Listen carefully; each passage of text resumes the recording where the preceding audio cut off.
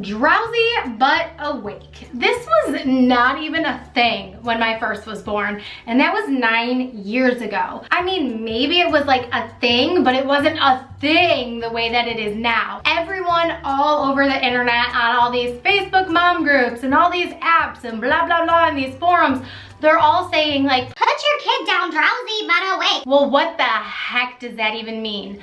Let's talk about it. So obviously the term drowsy but awake can be confusing. So let's break it down. Wrote out the definition for you guys, okay? Drowsy, adjective, sleepy and lethargic, half asleep.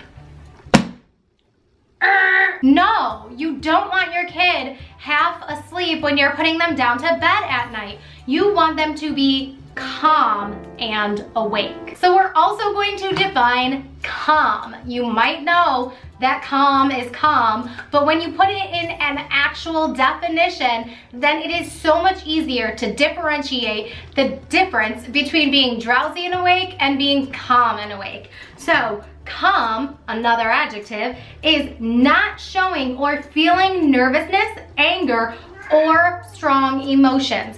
So that means your child is calm. They are even keeled, even toned, their temperament. They are matter of fact, it is what it is, it's time for sleep, good night. They are not upset about this. They are not crying about going in the crib. They're not screaming and angry. And if they're older, they're not pulling on you to get them out of the crib.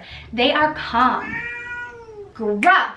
Of course, I had to take it one step further and make sure that I had the exact definition of awake. Awake is an adjective and it means not asleep. It's simple as that. So you want to make sure your child is calm, not showing any strong emotions, and awake, not asleep. Gruff! Hey, you are going to go in time out. Stop it. He's literally ripping the curtains. So now you may be wondering, why is this drowsy but awake / calm and awake, why is that even a big deal? So hang on. Come on. Come on. So however your child fell asleep at bedtime is how they're going to expect to fall asleep throughout the entire night. You may be very well aware of the fact that no one on earth actually sleeps through the entire night without waking up. Even as adults, we go through sleep cycles. Babies have sleep cycles, toddlers have sleep cycles, we all have sleep cycles. And when we go through our sleep cycles and we're in our light sleep and we're transitioning into another cycle of sleep, that is when we're awake, but we don't usually remember it because our brain is not fully awake or processing that we are awake. And this happens with babies as well. So when they go through their sleep cycle, they are very well aware of where they are and where they're not. So if your baby fell asleep in your arms, rock-a-bye baby, and then you transfer them into the crib and you're like, okay, great, they stayed asleep.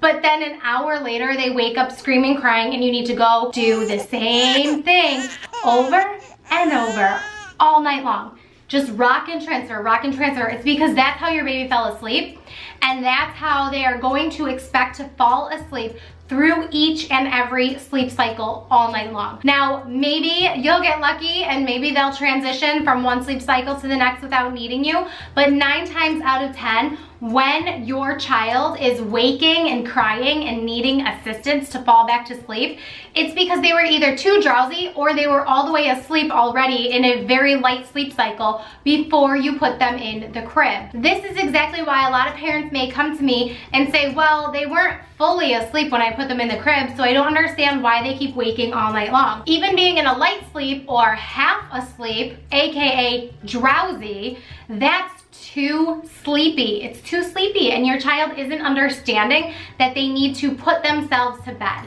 Because when you're putting them to bed and they're already fairly tired and they're pretty sleepy already, then they're not really learning the skill of independent sleep on their own.